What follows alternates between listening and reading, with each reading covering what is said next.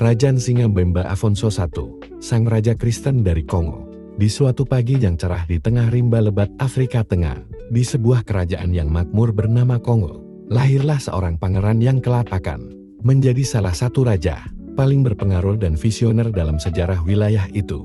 Namanya adalah Nsingha-Bemba. Dari kecil, dia tumbuh dalam lingkungan istana yang megah, dikelilingi oleh tradisi leluhur, namun juga mulai merasakan hembusan angin perubahan yang datang dari jauh di seberang samudra. Nsingha-Bemba adalah putra Raja Mfemba Nsingha, seorang penguasa yang sudah mulai membuka kerajaan Kongo kepada pengaruh Portugis yang baru saja mendarat di pantai Afrika. Sejak usia muda, Nsingha sudah diperkenalkan pada agama Kristen oleh para misionaris Portugis. Meski pada awalnya ragu, dia dengan cepat menyerap ajaran dan mulai menunjukkan ketertarikan besar pada kepercayaan barunya itu. Bahasa Portugis menjadi pelajaran wajib baginya. Selain bahasa Kongo yang sudah biasa ia gunakan, masa kecil Nsingha dipenuhi dengan pelajaran tentang agama, politik, dan seni berperang. Dia dididik oleh pendeta-pendeta dan penasihat kerajaan untuk menjadi pemimpin yang bijak, seorang penguasa yang mampu menggabungkan tradisi leluhur dengan kebijaksanaan baru dari dunia barat. Pada saat itu, Kongo adalah kerajaan yang luas dan kuat, dengan jaringan perdagangan yang mulai terbuka lebar, terutama dalam perdagangan rempah-rempah, emas, dan barang-barang berharga lainnya. Ketika ayahnya wafat, pada tahun 1509, Nsingha-Bemba naik tahta dan mengadopsi nama Kristen Afonso I sebagai simbol komitmennya kepada agama baru yang dianutnya. Raja Afonso I tidak hanya ingin menjadi penguasa yang kuat secara politik, tetapi juga ingin menjadikan kerajaan Kongo sebagai pusat Kristen di Afrika Tengah, yang mampu bersaing dengan kekuatan Eropa. Langkah pertama yang diambilnya adalah memperkuat hubungan dengan Portugis. Ia mengirim utusan ke Portugal, mengundang para imam dan misionaris untuk datang ke Kongo, serta meminta buku-buku agama dan alat cetak agar gereja-gereja dan sekolah-sekolah bisa dibangun di seluruh negeri. Di bawah kepemimpinannya, gereja-gereja mulai berdiri, dan sekolah-sekolah didirikan untuk mengajarkan Alkitab serta bahasa Portugis kepada rakyatnya. Afonso juga menerapkan reformasi besar dalam sistem pemerintahan dan hukum. Ia menggabungkan hukum adat Kongo dengan hukum Kristen yang baru, menciptakan sistem yang lebih teratur dan adil. Raja yang visioner ini sangat menentang praktik-praktik yang dianggapnya tidak sesuai dengan ajaran agama, termasuk praktik penyembahan roh-roh kuno yang masih berkembang di masyarakatnya. Namun, perjalanan hidup Raja Afonso tidak selalu mulus. Ia menghadapi tantangan besar, terutama dari para pedagang budak yang mulai semakin aktif di wilayahnya. Meskipun dia sendiri seorang Kristen dan menganggap perbudakan sebagai dosa, perdagangan budak tetap menjadi masalah yang rumit. Raja Afonso berusaha membatasi perdagangan budak, terutama yang melibatkan rakyat Kongo, dan meminta bantuan Portugis untuk menghentikan praktik tersebut.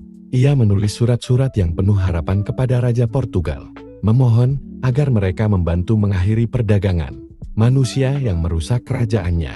Selain itu, Raja Afonso memajukan bidang pendidikan dan budaya.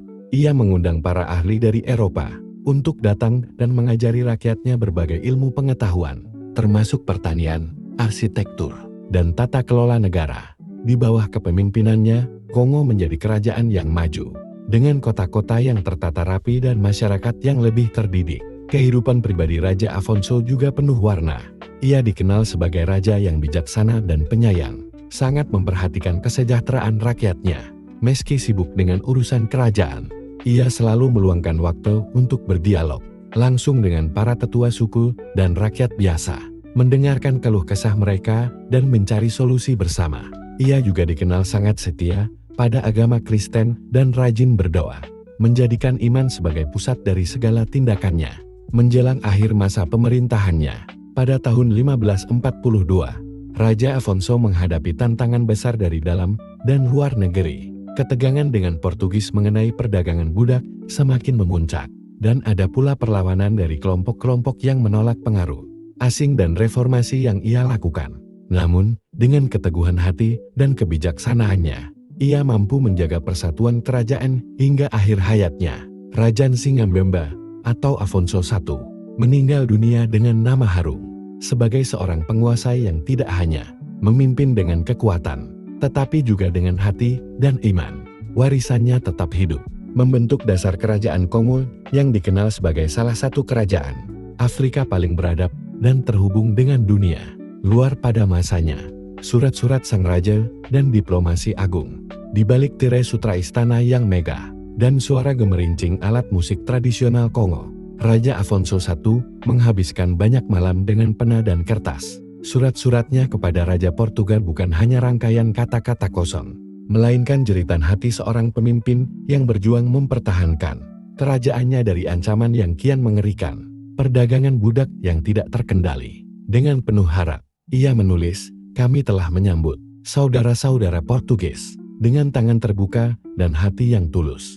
Namun, pedagang-pedagang budak yang datang membawa kehancuran dan kesedihan bagi rakyat kami. Mereka bukan utusan damai. Aku memohon kepadamu, hentikan praktik ini, karena ia memecah belah kerajaanku dan merusak jiwa rakyatku." Surat-surat itu juga mengandung laporan rinci tentang kondisi kerajaan, permintaan pengiriman pendeta untuk menguatkan iman Kristen, serta ajakan membangun sekolah dan rumah sakit.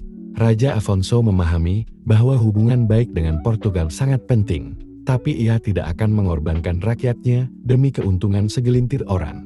Kehidupan istana, antara tradisi dan perubahan. Istana Kongo pada masa Raja Afonso adalah perpaduan antara kemegahan Afrika dan pengaruh Eropa, lantai keraton yang dipenuhi tikar anyaman, hiasan kepala dengan bulu-bulu berwarna cerah, dan patung-patung kayu leluhur berdampingan dengan salib kayu dan Alkitab yang baru tiba dari Portugis. Setiap pagi, Raja Afonso memulai hari dengan doa di kapal kecil yang ia bangun sendiri. Kemudian, ia mendengarkan laporan dari para kepala suku dan penasihat, membahas masalah pertanian, keamanan, dan pembangunan infrastruktur, seperti jalan serta pelabuhan kecil di tepi sungai Kongo.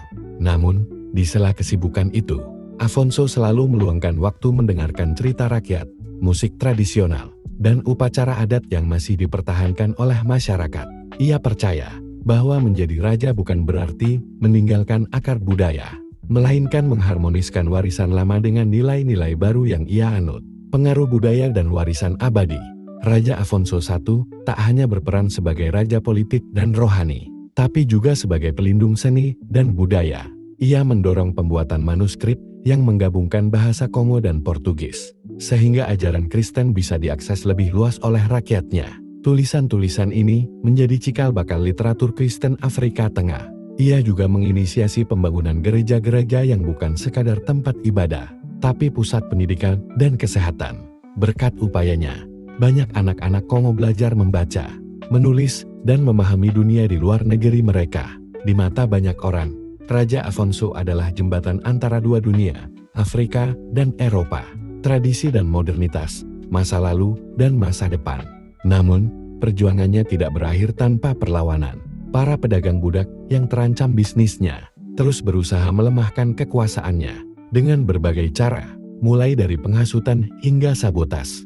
Meski demikian, sampai hari terakhir hidupnya pada tahun 1542, Afonso tetap teguh memegang kendali, menorehkan sejarah sebagai raja yang tidak hanya memerintah, tapi juga mengilhami perubahan besar di Kongo dan Afrika Tengah. Jangan kau kira aku memeluk agama karena takut atau tergoda. Aku memeluknya karena aku melihat dalam salib itu jalan kasih yang memuliakan semua manusia hitam dan putih, raja dan budak.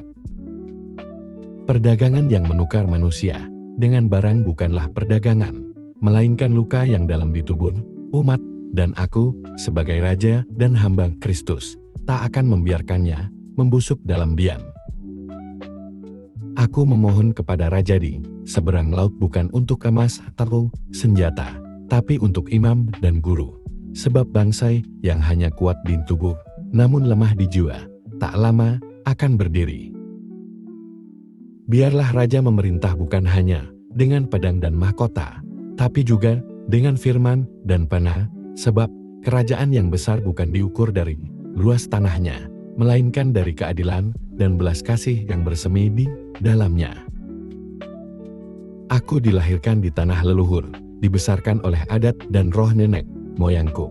Tapi ketika cahaya Injil menyentuh hatiku, aku tidak membuang warisanku. Aku mengukir jalan yang baru, yang menyatukan langit dan bumi dalam satu kerajaan yang damai.